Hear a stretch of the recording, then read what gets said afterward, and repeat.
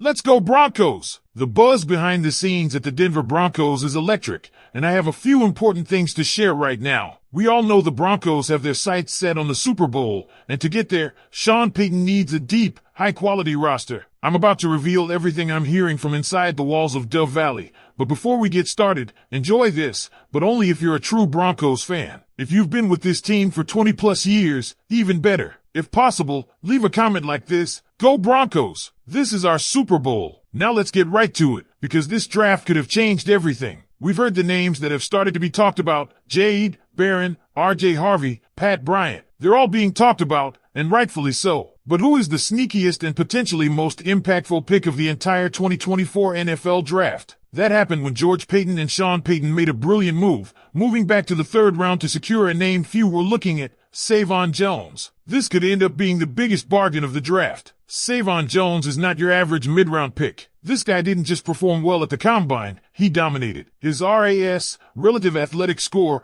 ranked him 163rd out of more than 2,000 defensive ends ever tested. That's elite company. That's not just top 10%, that's top 0.08%. He's got size, speed, strength, and explosiveness, and on top of that, an elite motor. George Payton himself said what stands out is Jones goes 110 miles per hour on every play. That kind of effort level is rare, and it's exactly what this Denver defense needs to keep applying pressure week after week. This wasn't just a smart pick. It was a pick based on deep knowledge and insider trust. Jamar Cain, Denver's current defensive line coach, didn't just recommend Jones, he demanded him. Cain had previously coached Savon Jones at LSU and had first-hand knowledge of his talent, work ethic, and upside. When a coach you trust goes to the front office and bangs the table for a player, that says everything. This wasn't a flyer. This wasn't a gamble. This was a calculated, informed decision that could transform the Broncos' defensive front. The ripple effects of this move can't be overstated. Let's not forget those nerve-wracking moments last season when Zach Allen looked shaken up. Broncos fans immediately felt the pressure. Who was going to anchor that defensive line if Allen went down? That uncertainty doesn't exist anymore.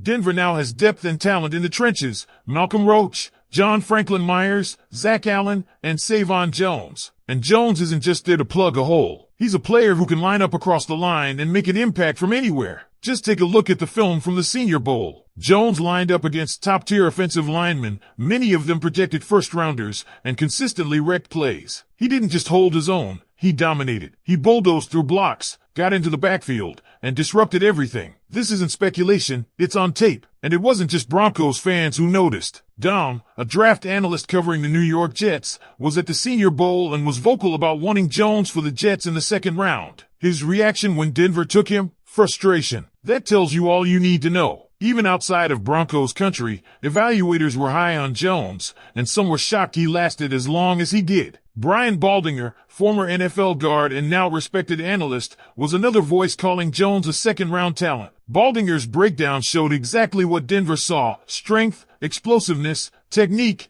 and relentless energy. The beauty of this pick lies in Jones's versatility. George and Sean Payton spoke openly about how he can line up across the entire defensive line. He's 6 feet 5 inches, 280 pounds, but he moves like someone 30 pounds lighter. He has the muscle to take on interior guards and the burst to rush from the edge. Jones even described himself as an interior guard's worst nightmare. Based on what we've seen, that's no exaggeration. Every year of his college career, Jones improved. He didn't peak early, he rose year after year, culminating in a final season where he recorded more pressures and tackles than in all of his previous seasons combined. That trajectory shows that we haven't even seen his ceiling yet. He's a developmental beast with a work ethic that fits perfectly in Denver's culture. Let's also look at the bigger picture. The AFC West is loading up for a war in the trenches. The Raiders have beefed up with Nash Gentry. Jim Harbaugh's Chargers added Mekhi Becton and Najee Harris. Everyone is preparing to run the ball and own the line of scrimmage. But guess what? Denver saw that coming. They've countered by building a formidable front seven that can stifle any rushing attack and pressure any quarterback. Savon Jones is a critical piece of that equation. It's not just Jones either. There's a consistent pattern in Denver's draft strategy. Every single pick this year had a deep connection to the organization. Jamar Cain knew Jones personally. Jim Leonard helped scout and support the selection of Pat Bryant. These aren't random picks. These are informed decisions made by coaches and staff who know exactly what kind of players they're bringing in. That's how you build a sustainable, winning culture. Now let's address the elephant in the room, this crazy rumor involving Shatter Sanders. A report emerged claiming that if Shatter hadn't been drafted,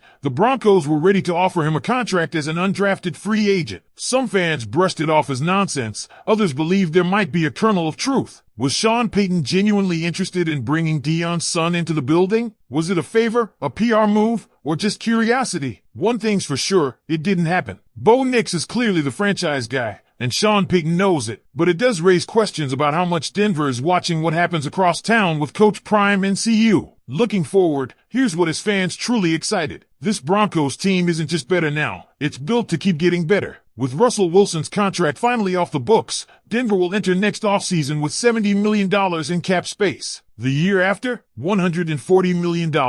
That means they can re-sign key players like Nick Benito, Zach Allen, and John Franklin Myers without compromising future drafts. The flexibility to keep homegrown talent while adding more elite prospects every year is the foundation of a true contender. And just when you think it can't get better, consider this, rookie minicamp is here. Then we go into OTAs, training camp, preseason, and finally the regular season. The energy is building. The schedule release is just around the corner. And with the moves Denver has made, there's real belief. Not just hope, belief. This is a franchise on the rise with a plan, leadership, and now, some serious firepower in the trenches. So now I want to hear from you. What do you think about Savon Jones? Do you believe he's the steal of the draft? Would you have taken him higher, or did the Broncos play this perfectly? Let me know in the comments, because in part 2, we're going to dive even deeper into what this pick means for the defensive rotation and how it sets up the entire front seven for 2024. Are you ready for the next level of this breakdown? And here's one more thing that makes this entire situation even more thrilling for Broncos fans. Savon Jones isn't just another rotational piece. He's a potential long-term starter who brings a mindset that matches his freakish physical tools. He's not coming to Denver just to fill a depth chart spot. He's here to take over games, to be a disruptor from day one. That mentality, combined with the support system he's stepping into, gives him every chance to thrive. With veterans like Zach Allen and John Franklin Myers to learn from and a coach like Jamar Cain who already knows how to unlock his potential, the sky is the limit. And let's not ignore how crucial this is with the type of offensive lines Denver will face in the AFC West. We're talking about the Chiefs' quick snaps, the Raiders' run-heavy scheme, and Harbaugh's power offense in LA. The Broncos didn't just react, they anticipated. This wasn't just a draft strategy, it was chess, not checkers. Denver is building a team that can win now, but also dominate for years. So Broncos country, are we looking at a future Pro Bowler in Savon Jones?